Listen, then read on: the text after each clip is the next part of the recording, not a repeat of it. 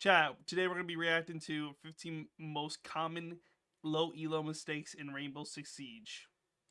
If you never made any mistakes in Siege, you would be champion overnight. That's why I'm going to give you the 14 mistakes that are keeping you hard stuck and stopping you from achieving the rank that you deserve. Everything including how to take space, moving too much, the attachments you use, and even how you place your claymores will be in this video. There are timestamps below if you want to skip to a certain mistake. Leave a like if you enjoy, and let's get started. Now, the next mistake is not holding tight enough angles. So a lot of times, right, when people are holding angles, they think they need to give themselves enough time to react whenever the enemy crosses. So for example, if Buck is on the right side here and then walks to the left, I am going to hold this wide angle to make sure that I have time to react to Buck swinging. That is bad. Instead, you should be holding as tight an angle as humanly possible. So if instead I hold a very tight pixel like this, then whenever Buck crosses into the angle, all I have to do is move out to the side. To Buck, it seems like it is an instant pre-fire because he's not ready for me to just suddenly appear like that. So one, it's almost impossible to get killed off of this angle, and I have infinite time to react because all I have to do is swing out and pre-fire him before he makes it to the other side of the door. This gives Buck 0 time to react and works on basically any angle. So even here in Sunrise, if I see him come out of Mudroom, then I can wide swing him and he will not expect me on that angle like that. Now, next, you are not capitalizing on weaknesses. What I mean by this is if they don't have any wall denial, just get the wall open with like 15 seconds gone from the round, right? You should have this open as quickly as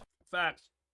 Bro, teams that don't run wall denial, actually stupid. Possible. Even if it's not a wall that you're going to end up playing, just get it open fast so that way the enemies have to watch it. Let's say you're droning, right? You drive up main stairs and you realize they have no traps, no barbed wire, there's nothing on main stairs, right? Maybe there's a guy playing here, but that's it. What you can do is use that to crouch walk up the stairs, and because they have no kind of info on the stairs, it's very easy to peek up and kill anyone at the top of the stairs, or just catch anyone in sight off guard. You should get used to droning out and figuring out these weaknesses as quickly as possible. Now, one of the biggest mistakes that you can make in R6 is placing your claymores. This one is going to be interesting.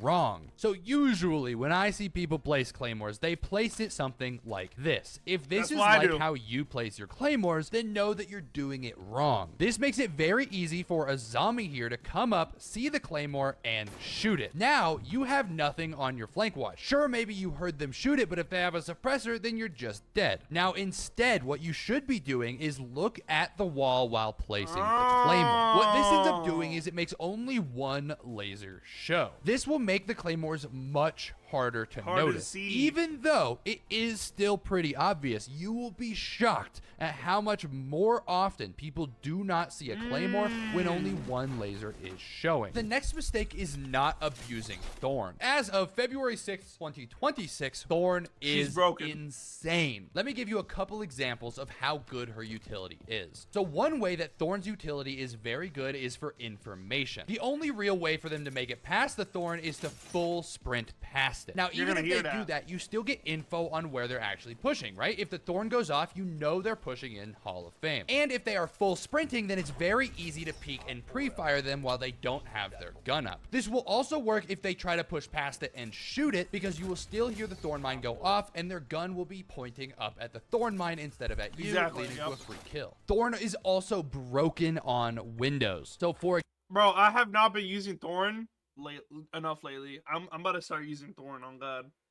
Example, if he tries to rappel in, even if he makes it in the window and then is able to turn around and try to jump out, because of the faster activation, he does not have time. And if you place barbed wire there, then he doesn't have time to run away. I'm so glad they buffed Thorne, holy shit. If you're playing anywhere nearby, then he is a free kill. And the final and potentially most broken aspect of Thorne is using them as an aggressive nade. So what I mean by this is, let's say there's somebody in bathroom here. If I want to push them, all I need to do is throw throw a Thorne mine That's into a the really good bathroom. idea. The Thorne mine will I don't like her activate gun. very Yeah, her quickly. gun is kinda So ass. whenever it lands on the ground and then activates, they have two options. Either die to the Thorne mine, or they can turn and shoot at the Thorne mine. If they turn to shoot at the Thorne mine, then it means their gun is down and they are an easy kill. Or if they don't try to shoot the Thorne mine, then they will most likely die to the Thorne mine. This also works for information if you don't know if someone's in a room, because if the Thorne mine doesn't activate, then the room is probably clear because the radius is massive. Now, the next mistake is not abusing hard breaching tech. Essentially, you're just using every hard breach as a hard breacher, right? But there are a lot of hard breaching tricks that make it infinitely easier. We'll go over all of them, but first, let's start with Maverick. With Maverick, you can make this entire wall soft, only using roughly 1/5 of your canister. So all you need to do is go to the top of the wall and go from left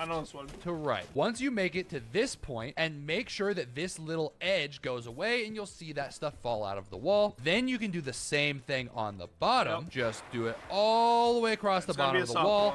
And now you can see that the wall becomes soft. Now, if you have a soft breacher on your team, they can open up the wall and it worked the exact same as a hard breacher. The biggest benefit is it also works if there is a bandit or a Cade on the wall. And there is no way to counter this other than shooting him. Now, next we'll go over Thermite. If this wall was bandited, then you have the issue where if you place the Thermite on the wall, it will get destroyed. However, there is also a way to get those bandits off of the wall with Thermite. All you need to do is, if there is a soft floor on the other side of the wall, then you can place the Thermite on this side of the wall. Just place it far enough where it won't be destroyed by the electricity. Then, whenever you set off the Thermite, it will destroy the entire bottom of the wall. Not only can this potentially get you a prone angle into the site, but if it is a bandit or a mute, it is very easy to shoot them. And finally, we have Ace. Ace has a very similar trick to Thermite, but it makes slightly smaller holes. The nice thing about Ace charges is only this center part here actually gets destroyed by the bandit. So if you place the Ace charge down and the sides extend into the electrified wall, then it's fine. It will still blow up and destroy any bandits on the other side of the wall. Or if it doesn't destroy it, then prone and shoot it real quick. Now the wall doesn't have any electricity and you can just throw an Ace charge on it. Now Ace can also use the exact same technique to destroy electrified hatches. So if I place an Ace charge next to the hatch, it doesn't get destroyed by the electricity. But since the sides extend onto the hatch, it actually blows up this section of the hatch. If you do that twice, the hatch is open. Now the next mistake is giving yourself terrible timing. So let's say you spawn over here on Clubhouse. The first thing you want to do is you want to shoot down this window here. This will make it so that way you don't make noise later in the round whenever you...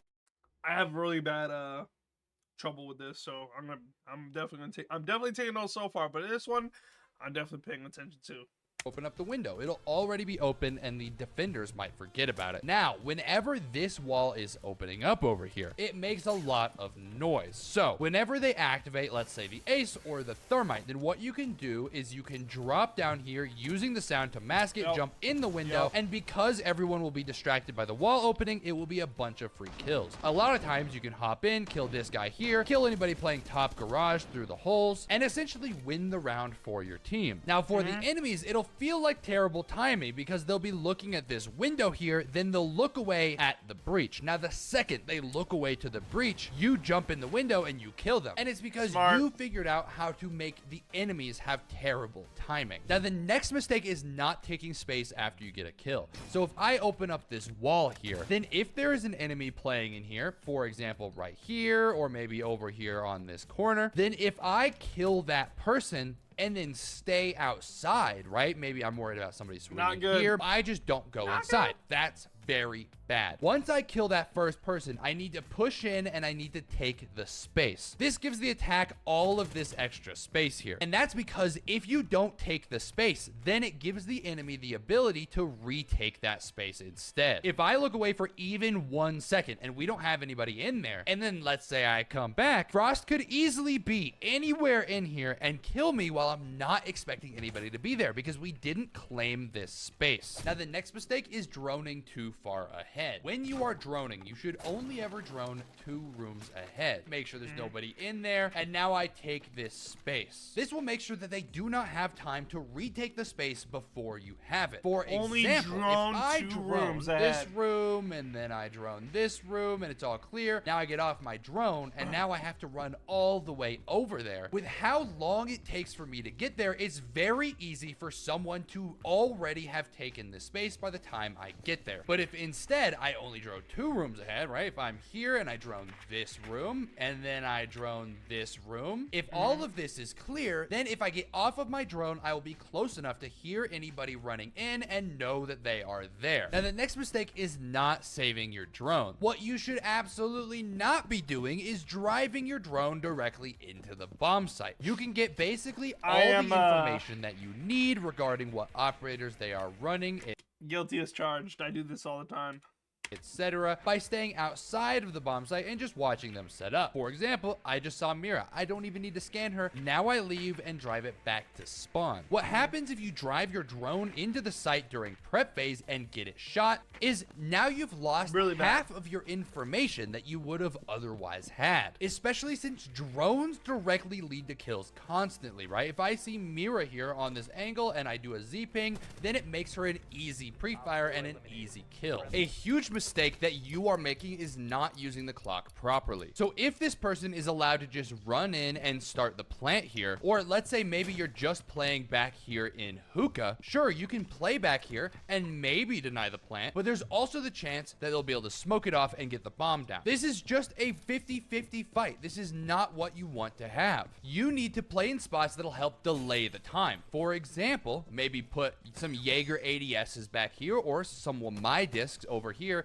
and play behind this bar here. They've taken 15 seconds to get to the balcony, then they've wasted a minute clearing you out of here, and now your teammate is maybe right here behind this bomb, maybe here behind pink bar, and then you also have somebody here. Now they're gonna have to go to this window, maybe they need to send somebody VIP side. All of these things are going to take way more time than they have. Another thing you can do to help delay time is run more trap operators. For example, if you have Legion in certain places, especially right next to doorways like this, as you can see, it still covers half the doorway, so when they walk through, they still get hit by the Legion mine. This means they have to back off, take it out, and now they have to check every single doorway and constantly be looking at the floor to make sure they don't step on a Legion mine, which also potentially makes them a much easier kill since they're not actually looking at you. These kind of psychological tricks and just holding extra areas on the map help delay a ton of time and will win you a ton of rounds. Now, the next mistake is moving too much. This includes things like leaning, walking side to side, crouching, or even proning. The issue with that is it makes it much harder to aim. So for example, if I'm ADS'd at this thing here, if I lean to the right, then my crosshair is no longer on it. If I lean to the left, I just like,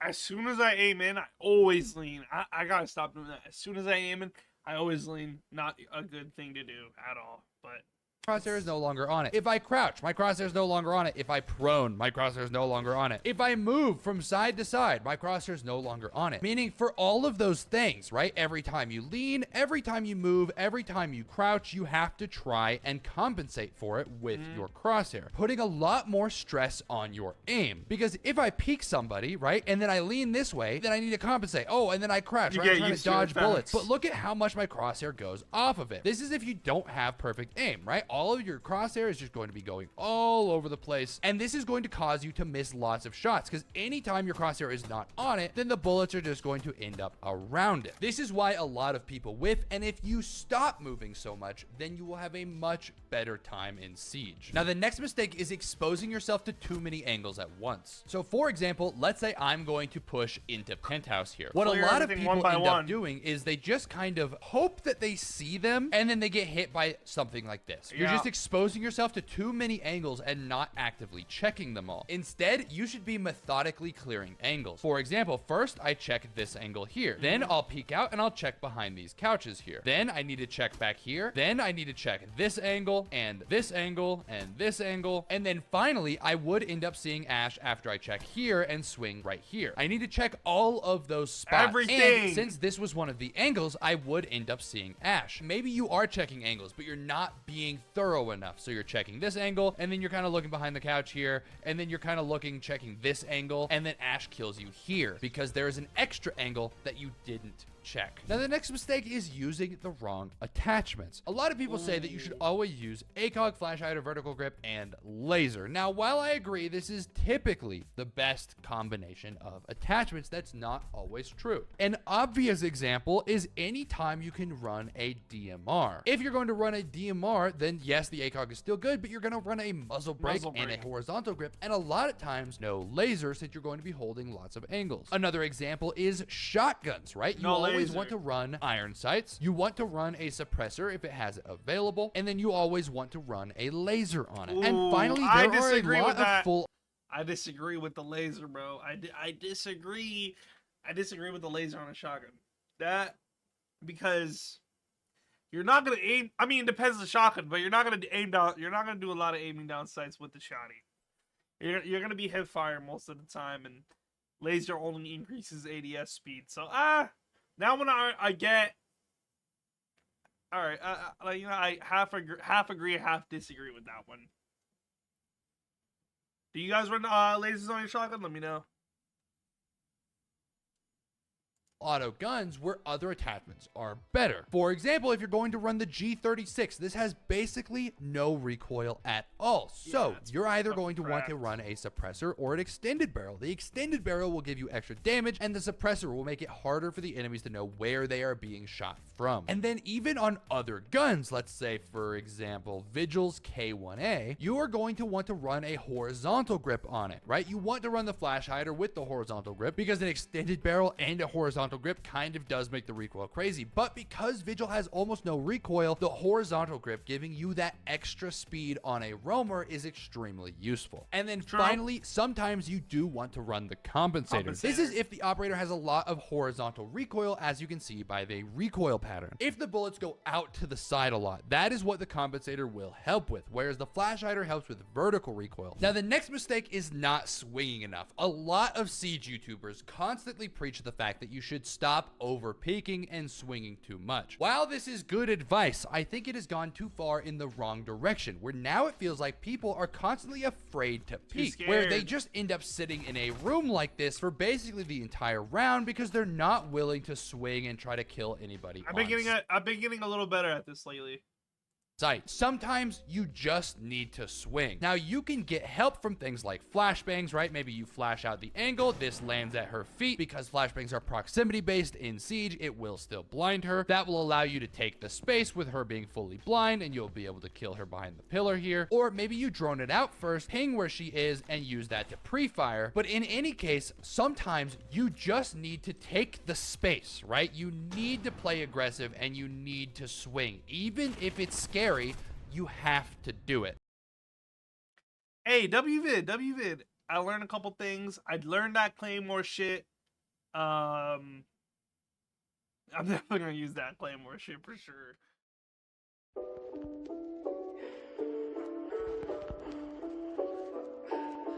CB on the beat, ho.